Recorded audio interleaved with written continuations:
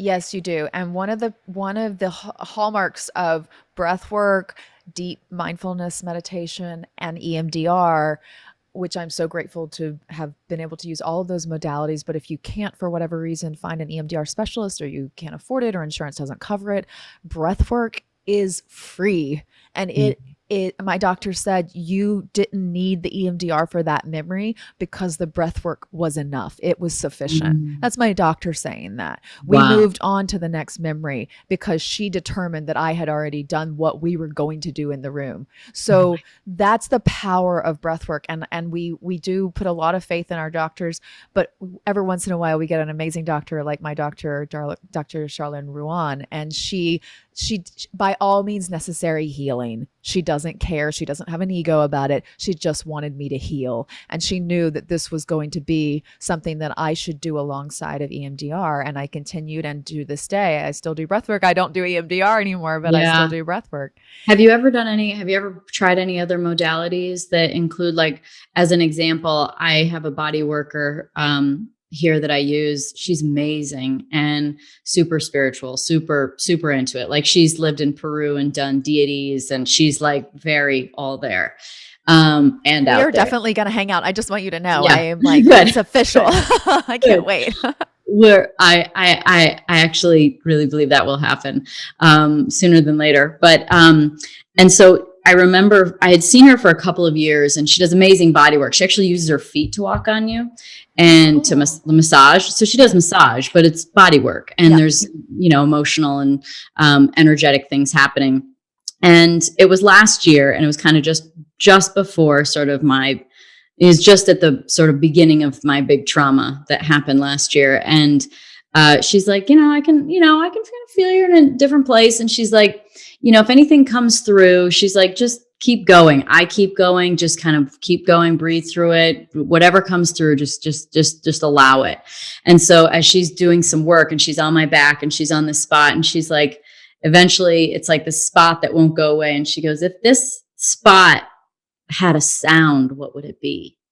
And so, like, the first one, I gave it like a little, like, it's so weird, right? I mean, all of it can be weird and uncomfortable, Up but until this week, I would say, yes, that's weird, but I've literally been a part of a virtual sound healing summit, and I'm learning so much about the power of sound and us yeah, using our voice to make those sounds for release. So yeah, I'm right here with you.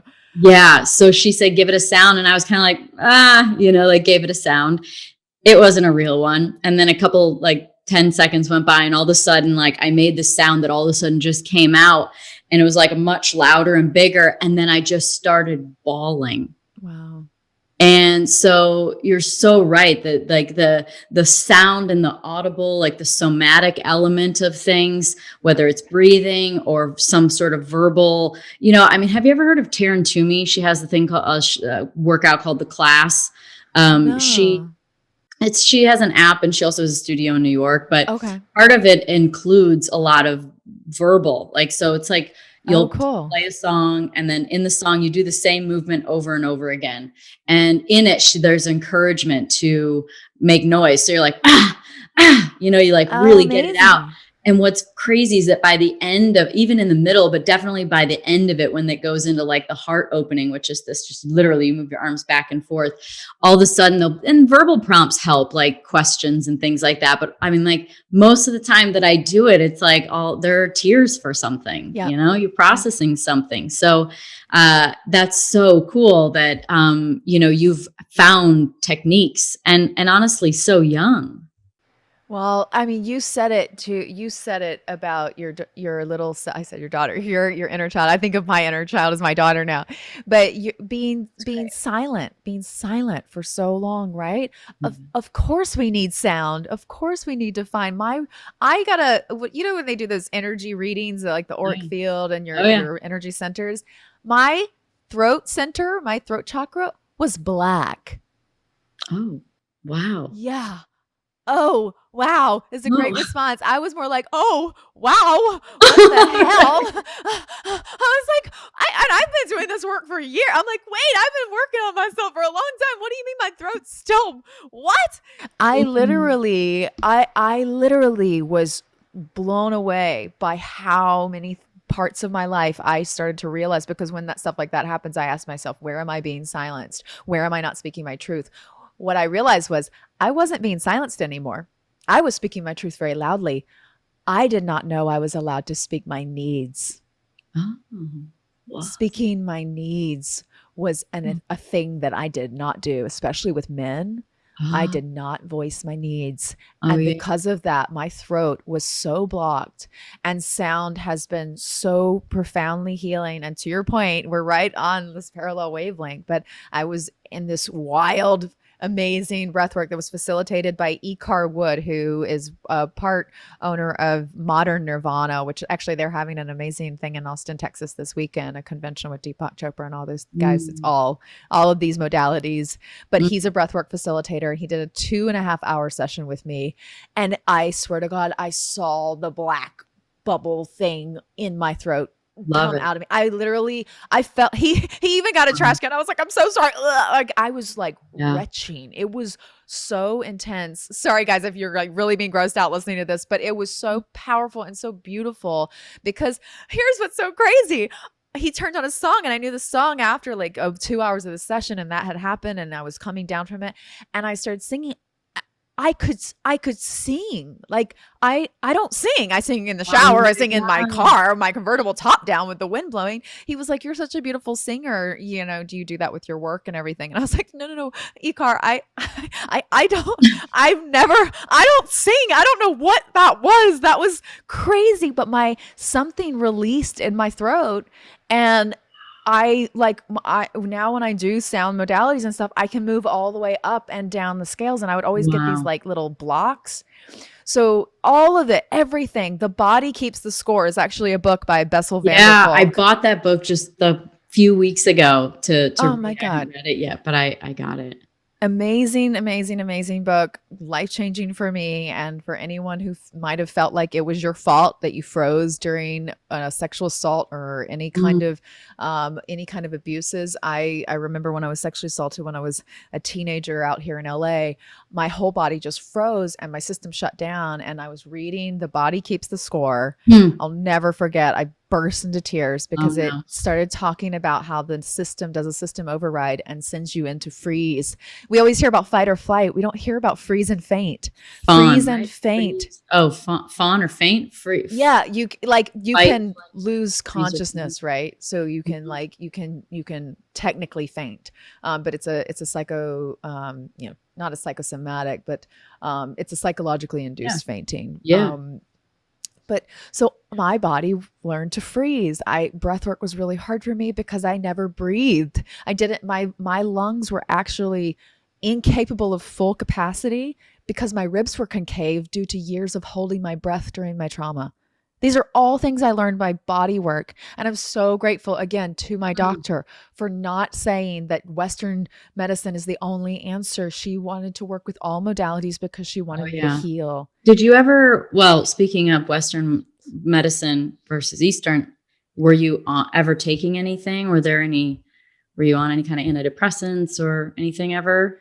Yeah, I was diagnosed bipolar. So my family has bipolar. I recently had my brain scanned by Dr. Daniel Amen, who believes that we shouldn't just sit someone in a 30-minute session with a psychiatrist and then start trying out pills on them like they're a lab rat. He said, "Why do we have you come in for a heart EKG if you have a heart issue? Why Yeah. do we have you come in to see, an ultrasound when you have a stomach issue?" And then we just like, the brain, it's Oh not that well. important of an organ. We don't really need that one so much as we need the other ones. We won't look at that and we'll just throw chemicals your way and good luck. I hope it works out for you. He's like, "I don't understand this. You need to see what you're diagnosing before you diagnose it." So he scans brains for Yeah, mental health patients. that's good. And he has an incredible book called The End of Mental Illness, which is a little controversial, the title, but it's pretty brilliant where he goes with Yeah. all of it. That's But amazing. And for people listening, because I think there are a lot of people taking something, and I don't want anyone to feel like a loser or like you're doing it wrong. I think, I work with this lady, her name's Elisa Romeo. She wrote a book called Meet Your Soul, which is mm. how I met my soul and gave it a name. She's Lucy. Hi, Um, Lucy. yeah. But she talked about these kinds of medications in a way that made a lot of sense to me. Because I guess I would come from the other side of like, don't take it, like deal with your shit, suck it up, or, all those kinds of things, probably things that I shouldn't be saying to myself anymore. But, but I was like, let's listen to this. And she said that sometimes you're so depressed or you're so sad and you're so in it, so much anxiety that you literally can't choose a good thought. So for those holes that you're in where you just can't get out and you can't choose a good thought, it's good to take something so you can start to choose a good different thought, so you can start to reprogram. It's almost like a neuroplasticity phase where you're like, Oh, it's 100%. repatterning yourself in a different way. And the idea is to get off of them. But in the beginning, if you can't get out of the hole and choose a good thought, that they can be really helpful to repatterning and to getting on the right track. I just Absolutely. know so many people. No, but I experienced both sides because I was put on Lamictal. I was put on a mood stabilizer after being diagnosed with bipolar because I was in a depression that I could not get out of, Yeah, and for that exact purpose. And because you're all into the brain, when we do something repetitively, the brain learns it. The brain learns exactly. depression. The brain learns anxiety. Yeah. It repeats it because it's experiencing it over time. So Yes. to unlearn it, we do need assistance. And if modalities like breathwork and meditation and all of these things aren't cutting it, or you're not at that place where you're interested in it yet, Mm. whatever the case may be, because of the symptoms that I had that were in alignment with bipolar, they were trauma induced because they've been healed once I got through my trauma. So Mm. I couldn't really have bipolar if I no longer have bipolar symptoms. Yeah. Bipolar is seen as a chemical imbalance, which means it is incurable, unlike a personality disorder or something that is alterable. It Mm. is so to be diagnosed as bipolar and then to no longer show symptoms of bipolar with no Yeah. medication consistently for 2.5 years, which is where I'm at now. There was a little something going on with my psychiatrist diagnosis of Yeah. me, right? Well, it's So stunning. You were a child and, probably, I mean, the brain is the final frontier. We don't get it. That's why there's a yes, million. I interviewed Neil deGrasse Tyson and he's like, whenever there's someone writing a lot of books about something, it's because they don't get it. they don't And so know. there's like a lot of books about consciousness and the mind and how everything works. But so it's imaginable that, as we continue to discover that, there's dissociative personality disorder, which is what you then were, which is what more actually what you had versus bipolar, right? Yes. Right. Yes. So you So split as a kid because you couldn't be yourself. So you had to go be this other person and you just had to reemerge I them. had to exactly. I had to integrate, Mm. and it's so I think the most important thing for anyone who might be experiencing this right now, or be uncertain that you're experiencing it, because I didn't know I was splitting. I had the sense that I had bipolar because I ticked all the boxes. I had hypersexuality, hyper spending, or hyper frugality. I would swing between Mm. impulsively spending to impulsively Mm. to being really, really like, I'm not going to park in a meter and drive around the block 10 times to find a I can afford a $2 meter. I don't know why I'm tripping. I had like in insomnia, grandiosity. I don't know if the grandiosity went away completely. That one's still my ego working on that. But I ticked like 7 out of 9 boxes and Yeah. was diagnosed with mild hypomania. And what Bessel van der Kolk talks about in that book that you just got, The Body Keeps the Score, is how he's fought for, at that point, over 25 years with the American Psychiatrists Association to have them put in the diagnostic statistics manual, the manual that all psychiatrists have to purchase every 5 years or whatever it is when they update it, to put into that book that trauma is something that people have and that it should be looked at when you're treating people and giving them chemicals and putting them in their bodies. So I'm on both sides of it. I'm both grateful for the mood stabilizer, that absolutely, I'm so grateful I was on it when my memories came back, because I did not go into what could have been a really horrific downward spiral due Mhm. to the instability of the patterns of my brain at that time. But Yeah. then I retrained my brain through Mhm. all of the healing modalities I began. And by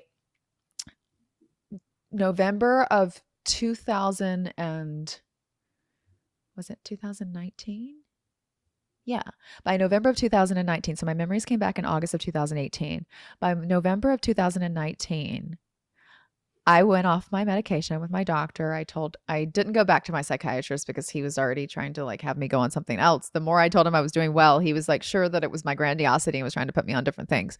I talked to my doctor, who's an actual PhD and has a background in neuroscience and knows the brain very well, so specializing in EMDR, which is specifically a treatment of the brain, right? And she said, "Let's watch how you do. Yeah. And if in and then we went into 2020. I should have had a lot of episodes going on in 2020. Right. I'm exactly who's talking to you right now as who I've been over the last year and a half, Oh, all through this wow. situation.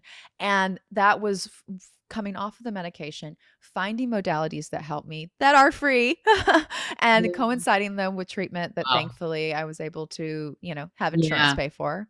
But now, my maintenance is every day I do that work. And I there's a little thing that and I know we've talked, I just realized the time. I'm like, God, I could talk to you forever.